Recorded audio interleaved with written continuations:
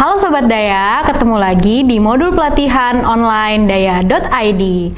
Sobat Daya tahu nggak sih kalau Gen Z sudah mulai memasuki dunia kerja loh. Tapi sayangnya banyak banget stigma-stigma negatif yang bermunculan mengenai kinerja Gen Z. Sebenarnya apa sih yang terjadi dan apakah stigma-stigma negatif itu benar? Yuk dengerin penjelasannya dari expert daya.id, Mbak Haura. Gen Z ini, Gen Z itu. Mbak Haura, sebenarnya ada apa sih dengan Gen Z? Generasi Z itu adalah generasi yang mulai memasuki dunia kerja. Biasanya tahun kelahirannya berkisar antara 1997 sampai 2012. Nah, karena pendatang baru nih di tempat kerja, jadi mulai banyak diomongin.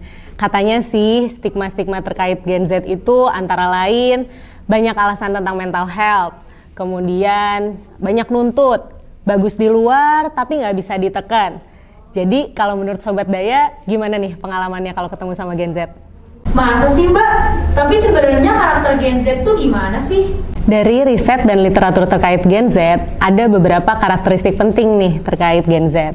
Yang pertama, Gen Z itu sebenarnya generasi yang pintar dan kreatif.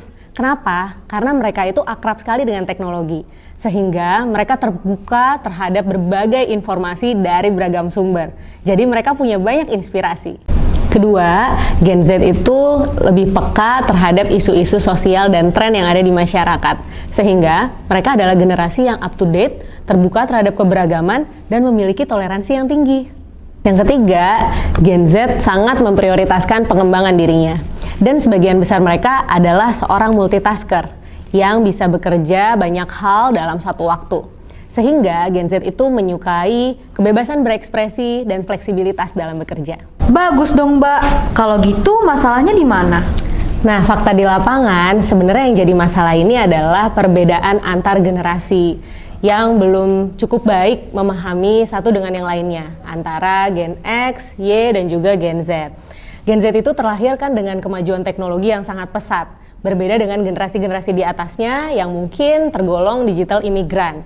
Sehingga ada perbedaan proses kerja, cara kerja, dan juga cara berpikir, di mana Gen Z ini tergolong cenderung lebih instan, yang bisa saja berbeda dengan generasi lainnya.